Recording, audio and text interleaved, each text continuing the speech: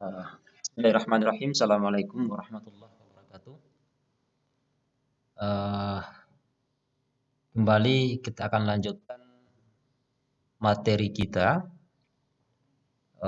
Pada materi kali ini kita akan membahas terkait dengan kapasitor dan kapasitansi. Tentu kita sudah paham bahwa kapasitor itu merupakan salah satu device yang mana biasa digunakan untuk menyimpan muatan. Ya. Dalam menyimpan muatan, kapasitor biasanya dibuat dalam bentuk beda potensial, gitu ya. Nah, sehingga kemudian misalkan kita punya sebuah kapasitor dengan besar muatan Q, ya, kapasitor dengan muatan Q, maka kita dapat menghitung potensial beda potensial dengan menggunakan relasi, yaitu bahwa C sama dengan Q dibagi dengan delta V atau beda potensial.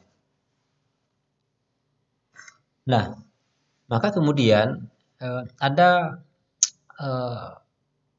juga kemudian ada beberapa jenis, ya, jenis kapasitor. Yang pertama kemudian kita sebut sebagai kapasitor plat paralel.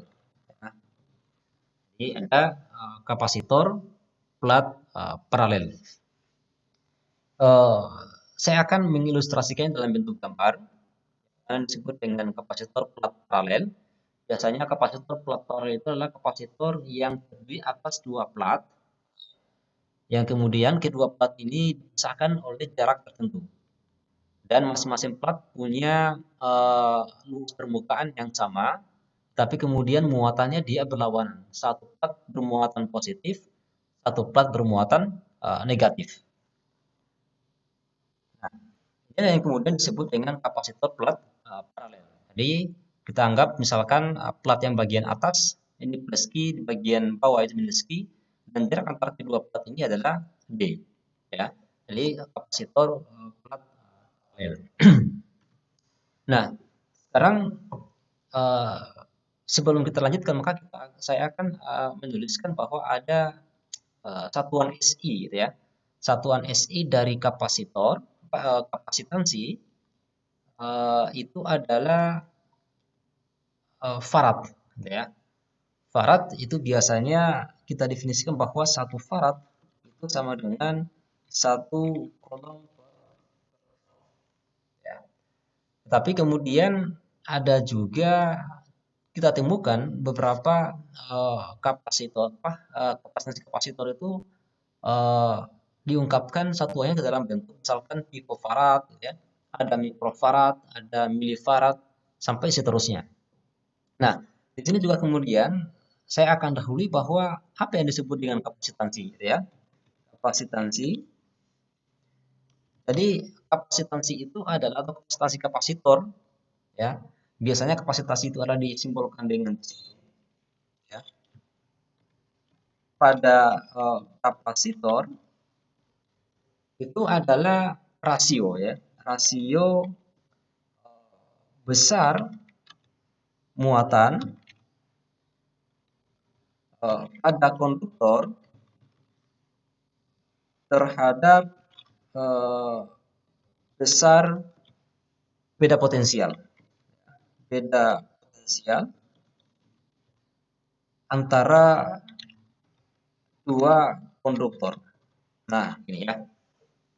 Nah, sehingga tadi kemudian kita tuliskan bahwa kapasitansi kapasitor itu adalah Q dibagi dengan delta V, di mana Q adalah muatannya, besar muatan, dan delta V itu adalah tidak lain beda potensial. Nah, sekarang bagaimana kita menghitung kemudian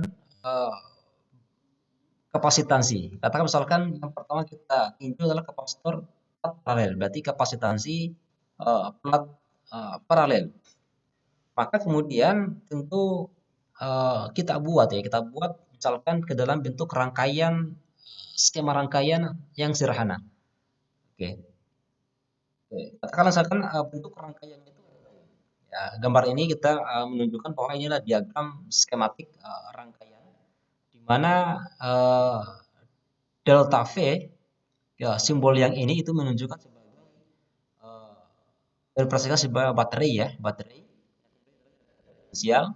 Dan kemudian yang ini dua garis yang sama panjang ini itu kita simbolkan sebagai kapasitor C, dan simbol dua garis lingkaran ini kemudian ada lingkaran kemudian ada garis kecil ini adalah kita anggap sebagai switch atau saklar dalam keadaan tertutup.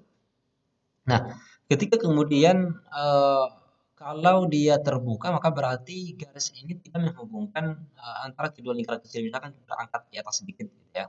Nah, maka dia berarti kondisinya dalam keadaan terbuka. Nah, kalau kondisi seperti ini berarti rangkaiannya itu adalah atau switch-nya itu saklarnya keadaannya tertutup.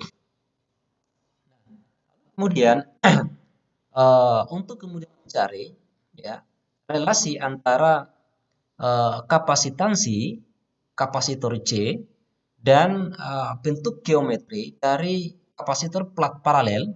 Ini kita anggap sebagai kapasitor plat paralel yang sebenarnya modelnya adalah seperti pada gambar di atas, gitu ya. Maka pertama kita harus mencatat bahwa besar rapat muatan, gitu ya. Rapat muatan permukaan dari plat itu adalah rapat muatan permukaan itu kita sebutkan sebagai sigma, maka ini sama dengan Q dibagi dengan luas permukaan A. Ya. Sehingga kemudian medan listrik yang terbentuk antara kedua plat, kalau misalkan kita asumsikan sebagai ya, medan listrik, maka kita tuliskan sebagai E sama dengan sigma dibagi dengan epsilon 0. Dan ini sama dengan berarti kita substitusikan nilai Q per A sebagai Q dibagi dengan epsilon 0 dikalikan dengan luas permukaan A. Nah, kemudian ketika kemudian beta potensialnya itu positif delta V, ya, melewati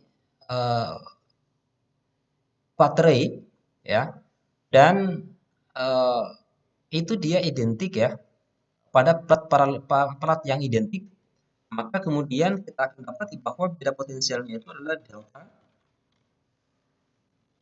ya, delta V itu sama dengan E dikalikan dengan, dalam hal ini berarti sama dengan dimana E sama dengan Q per epsilon kali A, kemudian saya kalikan dengan jarak antar kedua plat, yaitu D. Nah, dengan demikian kemudian kita akan dapat bahwa besar kapasitor plat paralel ini adalah sama dengan Q dibagi dengan beda potensial delta V, ya, delta V, berarti kemudian kita substitusi nilai delta V pada persamaan ini, kita akan dapati yang Q kemudian dibagi dengan Q kali D dibagi dengan epsilon 0 kali A, ya. Maka ini sama dengan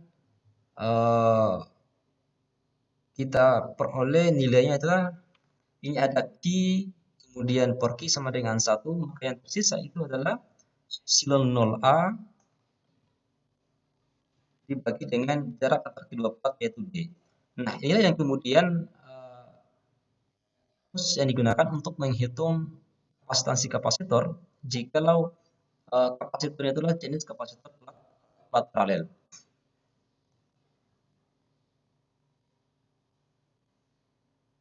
Yaitu C sama dengan epsilon 0 dikalikan dengan A dibagi dengan D, di mana epsilon 0 itu adalah permitivitas ruang vakum, kemudian A itu adalah luas permukaan dari plat paralelnya, dan D itu adalah jarak antar kedua plat plat paralel.